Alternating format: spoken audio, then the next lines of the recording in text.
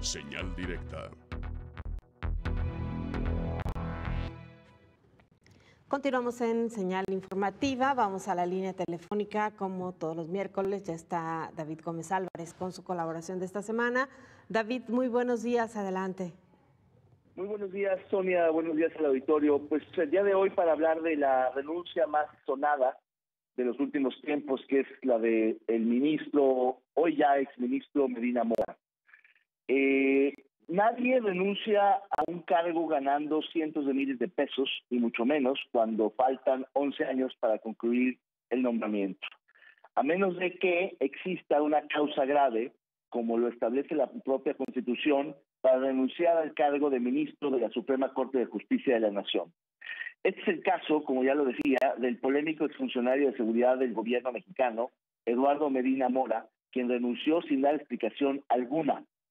Pero lo más grave, Sonia, me parece que es que ni el Ejecutivo ni el Senado de la República repararon en la ausencia de razones, como lo exige la Constitución, insisto, para poder aprobar esta renuncia. Ha sido una vergüenza la manera en cómo llegó y cómo se fue este polémico ministro que nunca debería haber llegado a esta máxima magistratura.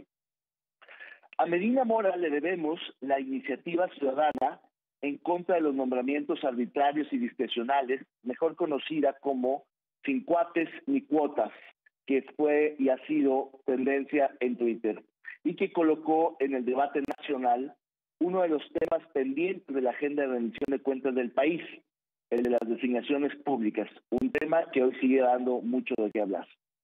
A pesar de no contar con una reputación intachable ni un perfil apto, Medina Mora fue designado con calzador por el expresidente Peña Nieto como ministro de la Corte, por el expresidente Peña Nieto. Por eso resulta un despropósito que algunos actores hoy, como la Coparmex, defiendan lo indefendible, que ahora tiene consecuencias ominosas para la división de poderes. Así que lo que mal comienza, mal termina. Sin embargo, el problema de fondo no es Medina Mora, que nunca debió haber llegado, insisto, sino la perversión del método de elección de los máximos juzgadores del país, que se reproduce en el ámbito local con las mismas consecuencias nocivas que hoy tienen sumidos y subordinados a los tribunales superiores de justicia de los estados, como el de Jalisco. Desde luego que al exministro Medina Mora lo obligaron a renunciar, probablemente a cambio de impunidad, al igual que lo presionaron por medio de una campaña de desprestigio en su contra y en contra de su principal socio, cuya culpa, entre comillas, era de ser su pariente. Me refiero, claro, a José Medina Mora, un empresario íntegro y con legítimas aspiraciones políticas, quien de llegar a la presidencia nacional de Coparmex resultaría incómodo para el actual gobierno. Pero en política nada es fortuito y en política también pagan justos por pecadores. Hay que recordar que el innovador método de designaciones de los ministros, por medio de ternas enviadas por el Ejecutivo, que en un inicio permitió incluir nombres aptos y probos, se fue desvirtuando en el camino al paso de los nombramientos con ternas amañadas. El primer caso de abuso presidencial, hay que recordar, fue cuando el expresidente Vicente Fox envió 2 veces el nombre de Margarita Luna, quien al final resultó designada ministra, por el Senado, rompiendo así el orden constitucional por primera vez en este tema tan importante. El expresidente Peña Nieto fue, sin duda, quien más abusó de los nombres de relleno para forzar el nombramiento de sus predilectos y afines. Hoy, con López Obrador, el proceso de designaciones de los ministros es una desfachatez. El Ejecutivo ha enviado 2 nombres de impresentables en 2 ternas diferentes que han hecho el ridículo por su falta de preparación al momento de comparecer. Pero lo más grave fue la designación, sin duda, de Yasmín Esquivel, mejor conocida como la ministra contratista, quien además de ser esposa de uno de los principales contratistas del actual gobierno, Reobó, carece de méritos propios para ocupar el cargo. Más allá de la afinidad política de los candidatos, algo por lo demás natural en los perfiles que proponen los ejecutivos, lo preocupante en este caso es el bajo perfil que mina la independencia y profesionalismo de la Corte. A pesar de la insensibilidad de los ministros en asuntos como sus onerosos sueldos, que han sido muy indignantes, que han sido muy criticados, resulta imperativo hoy defender la endeble división de poderes en México. La Suprema Corte de Justicia de la Nación no es una oposición al gobierno como algunos lo han planteado, sino un contrapeso que permite el equilibrio de poderes tan importante para el país.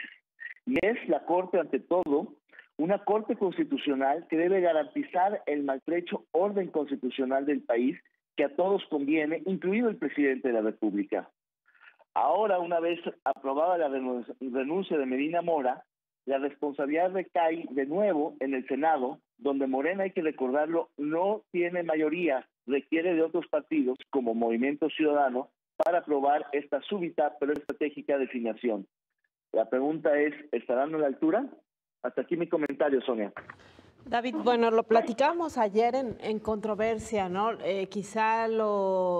Un tema que puede dividirse en muchas aristas por todo lo que implica y por todas las consecuencias que tiene para la vida democrática del país. En primer lugar, como una persona es señalada o juzgada pues de una manera informal en el país, cuando lo que tendría que suceder ante la sospecha de manejos inadecuados es que se le siguiera un proceso legal y que de este proceso y de una investigación verdadera se conociera si de verdad Medina Mora estuvo involucrado o no estuvo involucrado en actos ilícitos.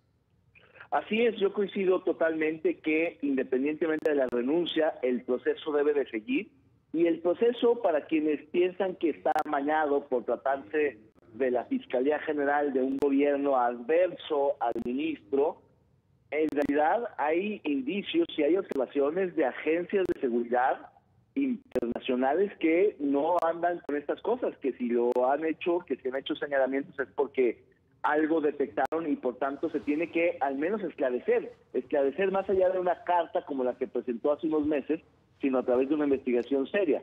Me refiero a las agencias de investigación de Estados Unidos y el Reino Unido, que detectaron precisamente anomalías en las acciones financieras del exministro Medina Mora, y eso, por tanto, debería de seguir su curso. Ojalá así sea, y que simplemente la renuncia permita que, haciéndose a un lado, fluyan más rápido las investigaciones por el bien de todos, por esclarecer la situación de Medina Mora, por salvaguardar su reputación o lo que queda de ella, y para que pues quede claro que en la Suprema Corte no puede haber señalamientos de ese tipo sin que tengan implicaciones. No puede ser que los ministros puedan estar señalados cuando tienen que ser los hombres más probos de este país. Claro.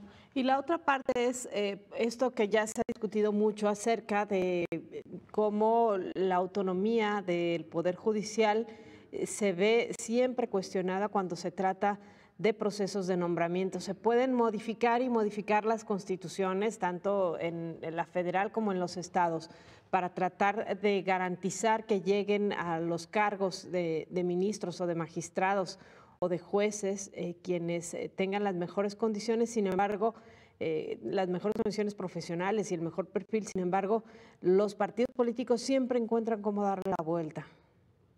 Así es muy lamentable que los partidos y los distintos grupos políticos tengan siempre la miopía de interponer su interés particular sobre el interés público, el interés general. En todo el mundo, en todas las democracias, en la mayoría de las democracias, el Ejecutivo tiene la facultad de nombrar o proponer a los ministros de la Corte, y es normal que busquen gente afín a su posición política e ideológica. Es el caso de la lucha por la Suprema Corte en Estados Unidos, que cada vez que hay una renovación se da un debate muy interesante y muy saludable en torno a justamente cuáles son las posiciones dogmáticas y sus principios de los ministros propuestos y candidatos. Y en el caso mexicano, lamentablemente, no es solamente que sean afines ideológica y políticamente, sino que sean incondicionales, y eso es lo que merma la credibilidad del Poder Judicial, porque precisamente entran personalidades que no tienen el perfil, como es el caso de Medina Mora, que jamás debió haber sido ministro porque no cumplía a cabalidad el perfil deseado. Igual que la última ministra nombrada por López Obrador, y muy probablemente, Sonia, la propuesta que haga, la terna que envíe el presidente López Obrador la próxima semana, pues no tendrá los perfiles esperados que tengan que estar a la altura de la Suprema Corte de Justicia de la Nación. Es lamentable que miren, que trastoquen la credibilidad y el profesionalismo de un poder público por no enviar los perfiles que todo el mundo esperaríamos. Hay tela de cortar, hay candidatos extraordinarios que podrían ser, digamos, evaluados, pero habrá que esperar a ver qué envía el presidente de la República.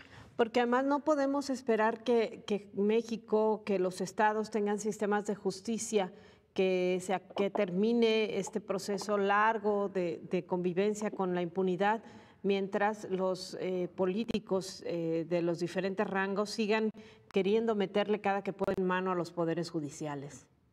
Así es, esa es la gran tentación y como bien dices, eso ocurre a nivel estatal de manera mucho más dramática y vulgar, donde en efecto el diputado, el gobernador, el senador meten mano, meten a sus compadres, a sus amigos, y por eso tenemos tribunales superiores en los estados de bajísimo perfil.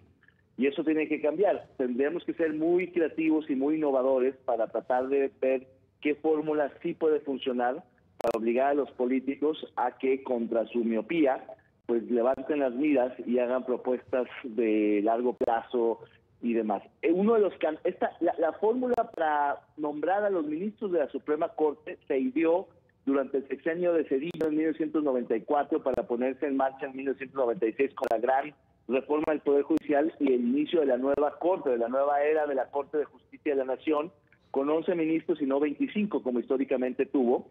Y la razón para haber integrado ternas y pedir 2/3 partes del Senado era precisamente para obligar a los presidentes a enviar una terna con 3 buenos candidatos que requería el 66% de la Cámara.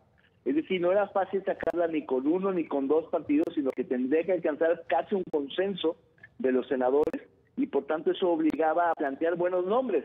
El problema es que los partidos en el Senado se amafiaron y empezaron a ponerse de acuerdo para repartirse las posiciones junto con el presidente y alcanzar ese alto porcentaje requerido, pero dejando pasar muy bajos perfiles a cambio de otras cosas, como sucedió con el caso pasado de la ministra contratista, que desde luego no cumplía el perfil, pero que sí fue votada por varios partidos políticos, no solo por Morena, sino por el Movimiento Ciudadano, a cambio de quién sabe qué, y por tanto hoy tenemos una ministra que no tiene, digamos, los créditos, los méritos para estar en la máxima corte del país.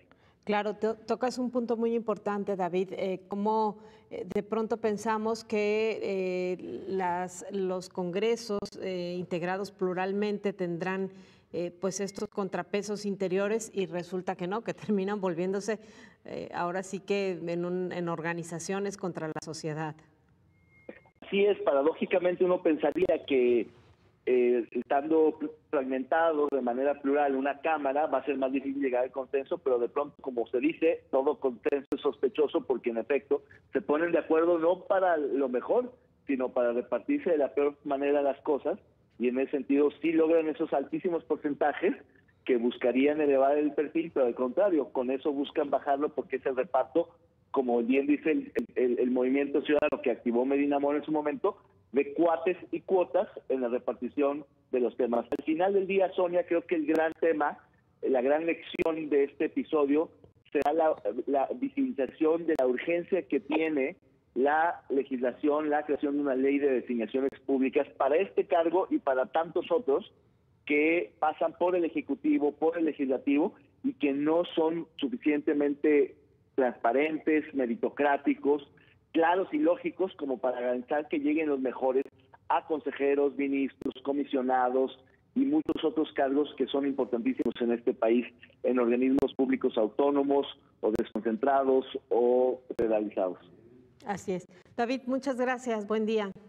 Al contrario, muchas gracias, Sonia. Buenos días a ti y al auditorio. Gracias, David Gómez Álvarez. Nosotros hacemos una pausa y regresamos con más.